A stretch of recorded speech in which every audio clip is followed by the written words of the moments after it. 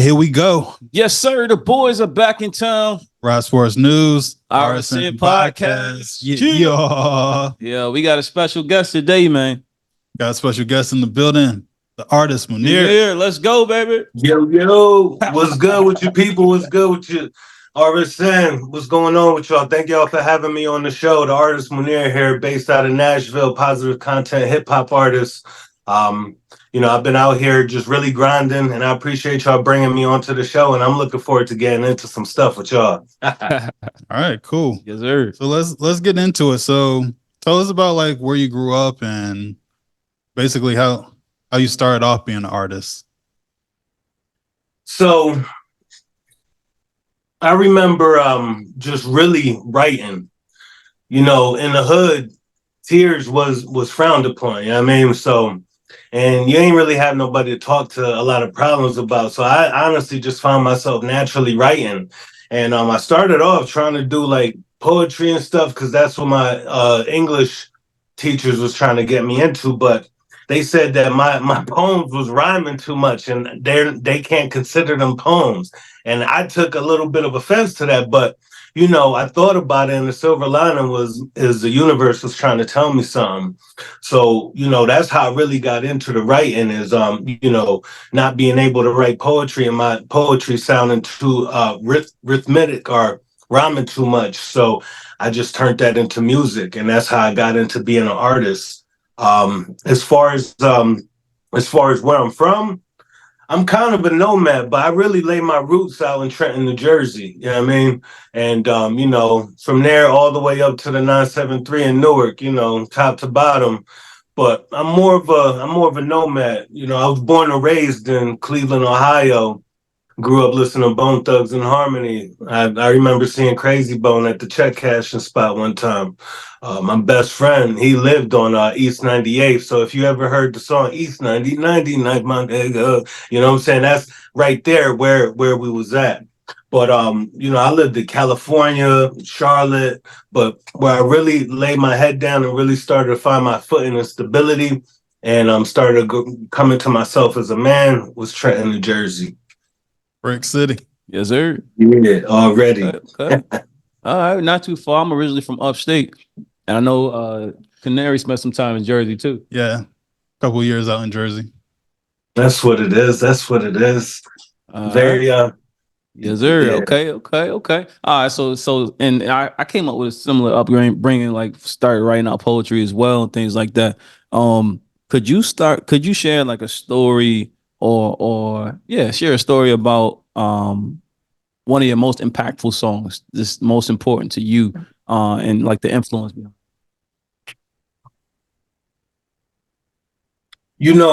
I was listening to Rick Rubin the other day, and he said something very inspiring to me, and it was about the way that people write songs and do art in general, that the only way for it to be 100% organic is for you to do it for yourself first, and as long as you're happy with the results and you really love it, then the people should be able to as well.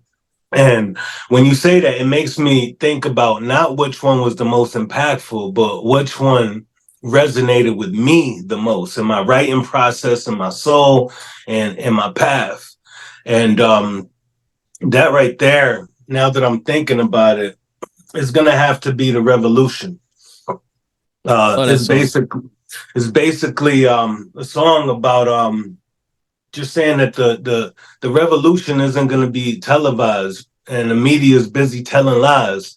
But, me, I'm lacing up my boots, and shout out to all of the new recruits, the young people, because that right there, with everything going on, all of the cop abuse stuff and everything like that, and just all of the different narratives that we're having with the Black Lives Matter movement, and how we didn't see the impact from that like we would have wanted to. Like, we did a lot to invest into that. I know a lot of us invested money when we couldn't invest our time, you know what I'm saying? And just because it was something we believed in, and just to see it get washed up in the cycle of media events and news and something that isn't sticking like it should be, it just made me realize the revolution isn't going to be televised. And I heard that from my grandmother growing up, and I didn't understand that, but it's true.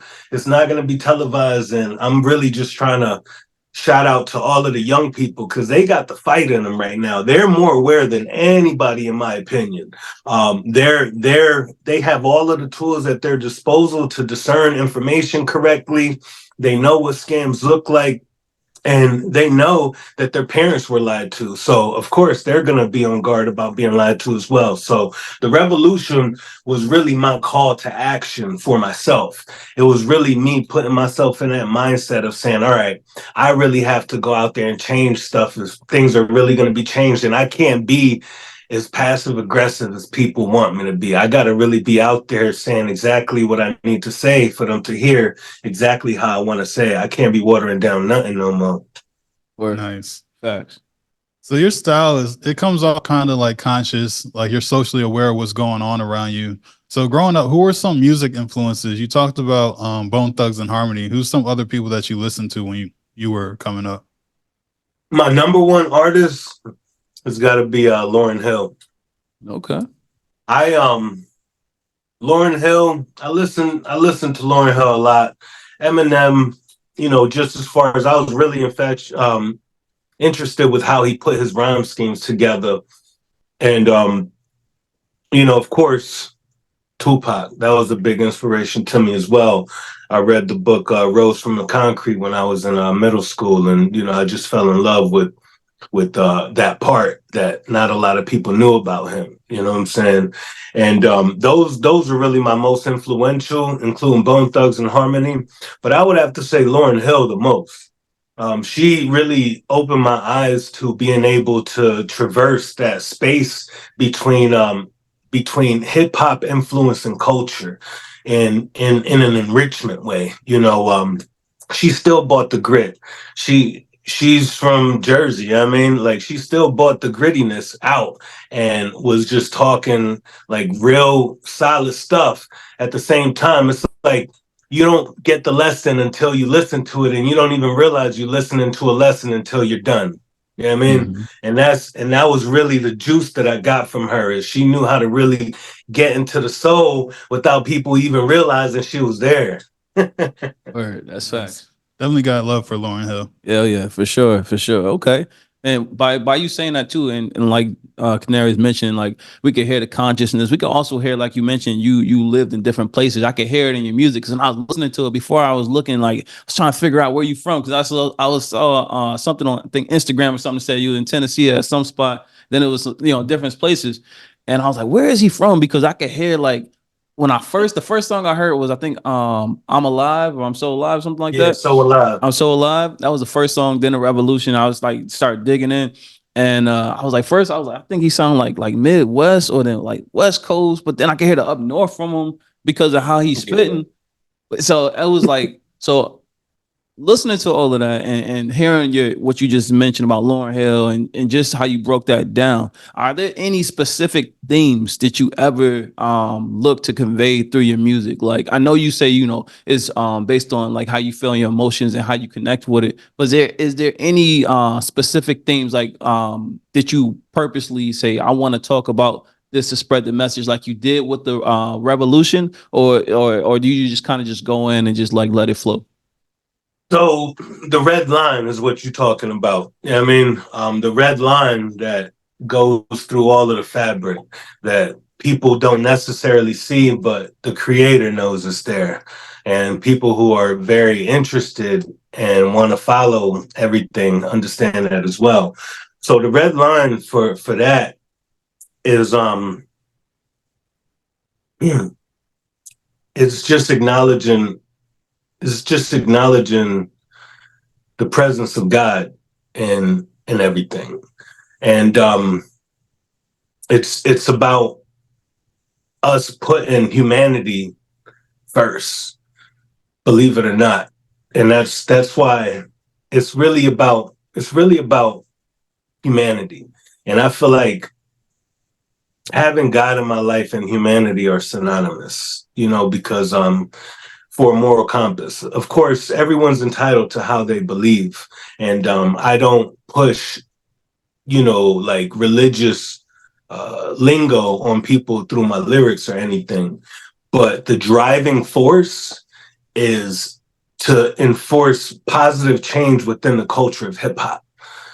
That's the main thing, is to influence positive change in the culture of hip hop, uh, and not in a watered down way. I know where I'm from. I know that I've got a pass, and I'm not afraid of that. I don't got to be polished up like a pearl to, get a message across. And a lot of people don't relate to people who are perfect anyways. I know I don't. So, my thing is I'm a people for the people. I'm a person for the people. That's the type of artist I am. My driving force is to make a change in this world, regardless of how insignificant some may see it. An incremental change is a change nonetheless. And even if it's 1%, it changes the trajectory. And that 1% change in the trajectory, going on that azimuth for a certain amount of time, is going to get you exactly where you intending to go. So I'm doing my job. I'm out here using the gift that God gave me with this music to try to change the culture. I'm done co-signing, my people being destroyed subliminally. I'm done being okay with the systematic oppression that runs through our music and our culture and our needs and our desires and everything. And that's what I'm trying to convey through my music, is just be aware, take control of your life, because it's not too late to make a decision for tomorrow, because we really only have 24 hours a day. Everything after that is either in the past or uncertain. For sure. Facts. So when you go into the studio, what is your creative process? Like, some artists, they might drink, some artists, they smoke, some artists, I don't know, they'll pray. What are some things that you do? I smile. I smile. I get my energy up. You know what I'm saying? I focus. I intentionally and deliberately make myself and my vibration and resonance higher. I get myself in that mental state where I need to be undefeatable. Every time I step into the studio, this is a war. And not all wars are fought the same. This is a challenge. This is the challenge to do this and to give it my all. So I have to be in the right space mentally to make sure that my message is conveyed properly. As far as the prep, a lot of times what I'll do is I'll do every single thing that I have to take care of for that day, because I'm a human being and a father of four, and I usually am out the door with seconds remaining on my timeline. You know what I'm saying? There's no real prep. I'm always just chop on the go. If I'm not doing something, I'm doing something else. So when I get to the studio, this is my Zen time. This is my time to really dig in my bag for me and really pull out everything. So it's really about just ultimate focus and just making sure my surroundings are right. I don't mind recording in a rowdy environment at all. As long as everything is in its proper order and there's not a whole bunch of chaos going on that's gonna disrupt me and my music, then I'm good with it. Sometimes I record by myself. Sometimes I record with a lot of people around. I do collaborations. We have parties sometimes, and then we just bring out the mic and start freestyling. So it really is really just about getting my energy up. That's my pre-workout, is having a conversation with self about the mental state that I need to be in to complete the job that I'm putting my mind to do. You know what I mean? Nice. Yes, sir. And I can relate to that. I'm a father of four too, so I'm right there with you on that, man. It could be a lot going on, and just having that balance, or that being able to, do what you need to do family wise, take care of responsibilities, things like that, and then, have that artist time, being able to really lock in and focus on your craft and what you are setting out to do as far as with your projects and things like that. And with that being said, there's been a lot of talk about over the years too about, like streaming and how it's messing up, like for artists to really financially gain off of music and just causing different challenges and things like that. Some people look at it like with the social media era and how music is so accessible and you're so able to tap in with other people. Some people look at it in a positive way. Some people look at it in a negative way, saying, you know, lack of, what do you call that? Like a scarcity thing. Like, you know, when you have less of it, like people want more of it kind of thing, right? Like less availability to tap in with your artists, things like that. So what I'm getting at is like, what challenges, or if has there been any challenges as an artist today, like in today's time with all the different social media outlets and things like that, or and even with streaming, do you find any challenges to succeed as an artist, and do you ever feel like, okay, maybe I need to tap into this kind of wave or that kind of wave, instead of like traditionally, maybe like, you know, some artists would just do shows, some artists big on social media, some artists this and that. Like, what's your approach to all that? That's a really good question, and that's something I never really took the time to think about as far as a structured way. But at first, I was very apprehensive. I was very apprehensive to the idea of being a puppet. You know what I mean? And that's what I felt signing up to the whole social media thing was gonna be for me. But I had to really take the time to look at what people were doing on here. I had to really take the time to see the investments that people were honestly making with their time, their lives, their insights, their knowledge, and their emotions. And it made me realize that even though it is social media, these are real, genuine people on here. And these people are trying to convey things. Some of them are in a different lane than others, but my tribe is actually here. You know what I'm saying? Like I found my tribe, and it made me feel comfortable finding like-minded people on here and understanding that not everybody is watching, you know, cats playing piano keys or something. Like that's not what all social media is about. And not everyone is just always looking for twerk videos. You know what I'm saying? Like it took me to invest in other people. Reciprocity, that's what really made social media work for me, is reciprocity, is just taking my ideology of energy and how every action equals an equal and opposite reaction, and bringing that to social media. As far as the curve of putting myself out there, the only reason I didn't do it initially was because I was standing on this stubborn stuff about I'm an IRL type guy. You know what I mean? Like I'm an IRL type person. Like see me IRL, like blah, blah, blah. But you know, the money is drifting away from IRL. So, you know, the money is really in the social media right now. And that's not the reason I'm on here. The reason I'm okay doing it is because I feel I have a responsibility to tap into the platform where people are going to be at and let them have access to me, and do my best to give them access and give them an insight as to who I am. Just because it's like basically if you were selling CDs, calling random numbers and saying, yo, check out my CD. I'm like, who is this? You know what I'm saying? Like That's when it was fun though. That's when it was fun though.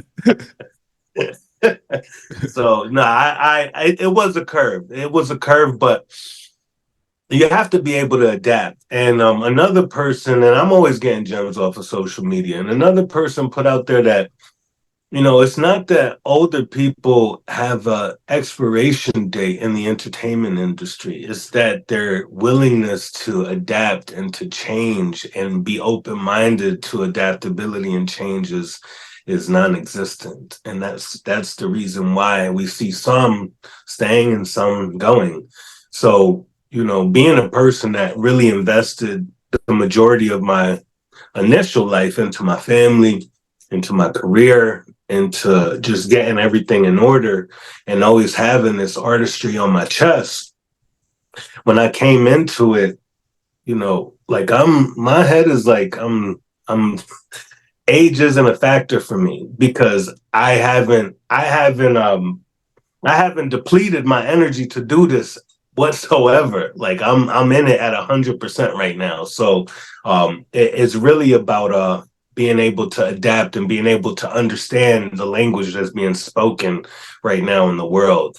And once I was able to do that, you just got to be certain, as long as you're real to yourself in real life, everyone's going to be able to accept you on social media. Like, it's just that simple. Like, as long as you don't have to change the narrative or throw on your Clark Kent or a Superman costume and jump on the gram or something like that, then you'll be all right. Yeah, dope. Yeah, speaking about in real life, I want to talk about that. How do you feel about being on stage and your stage presence? Like, are you one of those type of artists that like you love the energy of being on stage, or do you have more anxiety when you're on stage? How do you approach that? You know how, I don't know if you ever experienced this. You ever get into a fight and you remember the fight about to start, and then you just remember being winded and, just seeing the other dude in your face, and somehow you know that it's over. Like, that's how it kind of is for me when I get up on stage. I get in there and I'm so, like, my adrenaline is so high that something just kind of takes over, and I just get in my zone. And everything that happens,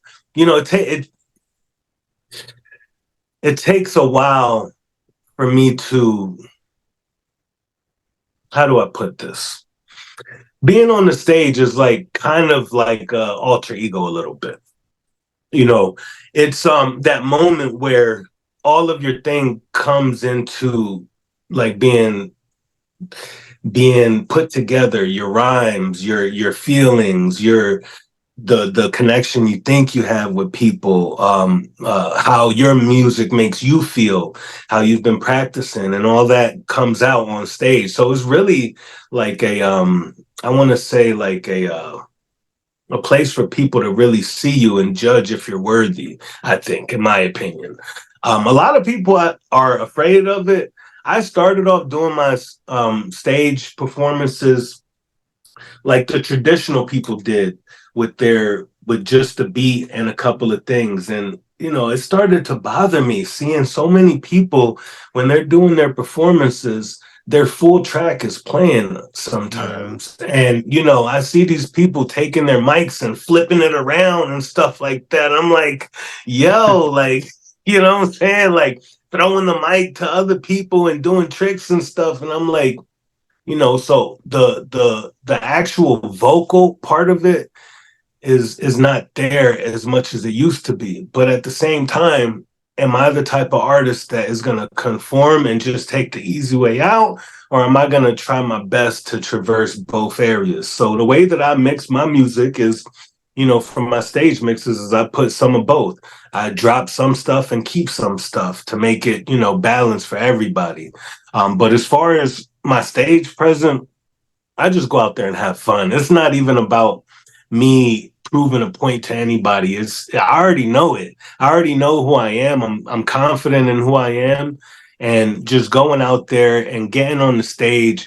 Once you get past those first couple lines, it just becomes like muscle memory to a certain extent. It's really just getting over that initial hump for me. The initial like first, and that's what I was talking about. Like, once it's like a minute or two pass, then I just get into a zone. But the first minute or two, yeah, emotionally and mentally, I'm a wreck. I'm always thinking like, wow, like, after all this time doing this, I should be ready to do this. This is my song. I know my song. What's wrong with me? Is this the right city for this type of song? That I picked the wrong two songs? Should I have picked more down songs, more up songs? And all of that's going through my head. But once I grab the mic, I feel more secure. And once I start hearing myself, my vibration and all of that starts to calm me, and I usually get a good response from people. Some songs I've had a bad experience with, and that's another thing, is song selection. People don't understand how important song selection is when it comes to performances. You know what I'm saying? Like, you could easily pick a slow song. Like, and I learned something. If you can't do this, If you can't do that to a song, that's not the song to perform. If you can't do this to a song, that's not the song you're supposed to be performing. If it's hip hop, in my opinion, and that may be just for me. But like once you're able to have a rhythm in the crowd, it's a lot easier for them to accept everything else. But if you're performing something that's fast and like you know what I'm saying, trying to catch up with you, or if you're performing something that's slow and dudes is like, yeah, like you know what I'm saying, it's like. But if you perform something just with a solid tempo, just it makes you just want to bob your head. That's what I come into. And then, yeah, I'll bring out the other songs with different tempos later. But to break the ice, I usually choose something that is good for performance. And that usually comes just with a solid head bob type tempo. Right. Yeah. Right. Well, this is Rap Sports News. So before we get out of here, we got a question. So what's something in the news that's been standing out to you lately? Like that might have happened last week or last month. I mean, of course it's controversial, but the situation in Gaza, you know, and just seeing just where we're at with being so desensitized to violence and loss of life. It's that's one of the things that I'm really stuck on is the amount of life that has been lost in the past 3 years and how numb we're starting to become to it. So it's overall just that narrative of we expect to see mass shootings nowadays. We expect to see the numbers go up. We expect to see, you know, politicians being corrupt and cursing on air. We expect to see a whole bunch of craziness that is going on. We expect more wars to come. Even now, most of us are expecting more wars to happen. We're expecting this stuff, and it's crazy because it's like it's further than being desensitized to it. It's more, you know, of an expectation now. Like this is just what it is. So that's really what's been popping out to me in the news is how easily it is for everybody to just glaze over how many people are losing their lives within the past 3 years. That is mind blowing. Like it's not even headline news a lot of times, like when catastrophic stuff happens. Like we'd rather put other stuff on the headline news. And the news in general has just really been skewed to me, honestly. It's hard to find good news sources nowadays that are unbiased. So that's really been my objective as well, is looking for news sources that aren't necessarily on one side of the fence or another, but are just objective to it all, you know? And that's what I've been noticing is a lot of things have a agenda to it, are very opinionated. The style and tonality of journalism from the past doesn't exist today. Right. Thanks. Okay. That was a great answer. I like that. And I feel like we were talking about that a lot. A lot of news hasn't been covering I would say the most important topics. And it's been we've been so desensitized to all of the things that's happening. I have a question for you. Are you up on sports? I'm not gonna lie. I've been so deep into my music in the past 2 months that you know, it's been really hard for me to bring my head above water. Once my team started acting crazy the past 3 years, you know, I kind of just like tuned out. I'm a Giants fan. Yeah, I mean, Okay. And you know, just the way that's fair. That's fair. Okay. I want a prediction from you though for today. Yeah. All right. We got Tampa Bay and Detroit, and we got Kansas City and Buffalo Bills. Who's going to the championship next week to play Baltimore and San Francisco? That's easy. Kansas City and Detroit is going. Yeah, I mean, oh man, wrong answer. Wrong answer. I'm just playing with you. I'm just you know saying why that I say Buffalo. Detroit though? No, I think Kansas is going for sure. Oh man, another one. I say Detroit because you know Detroit has changed so much over the past like 5-10 years. Yeah. Like now they got like upscale downtown apartments and everything. It's wild out there. I would have never guessed that. No, that's fine. And you know, I was always a fan of Megatron growing up. You know what I'm saying? Okay, And yeah. he was always just giving his all, and they never got it like that. And now seeing him, I'm just rude. I like the underdog. That's me. I like the grittiness, and Oh, I yeah. know how gritty Detroit is, and I know the people there. If they won that, oh man, that would make them so happy. That's true. No, that's It's true. just No, I'm like going with Philly. It's just like when oh, Philly Philly, won the yeah. Super Bowl. You know what I'm Yeah, saying? that's That was like no one ever thought that was gonna happen. nah, Mhm. that's true. And I'm Crazy. with you on that. I picked Detroit today. And I'm picking the Bills to beat the Chiefs. I think if any year they're gonna be able to do it, I think it's gonna be this year. The Bills could beat the Chiefs. But okay.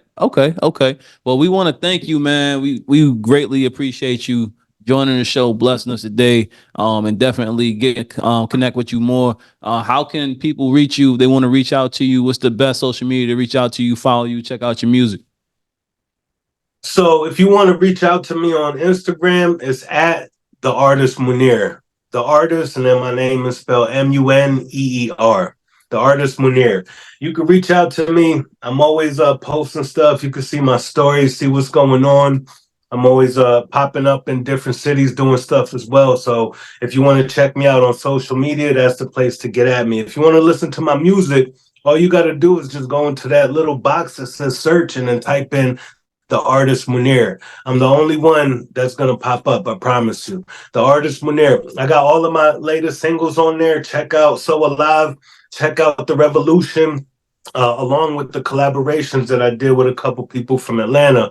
I got Breakdown up there as well. So run it up, listen to the music, and let me know what you think. I love hearing feedback from people. So after you check out the song, if you wanna, shoot me a DM or just comment on one of my things and just let me know how you felt about it. That would mean a lot to me. So, and I appreciate y'all having me on here, RSN, you know what I mean? Canary and Slyce, y'all doing your thing out here for the culture. And I love what y'all is bringing out here and giving opportunities to artists like me and the space to speak.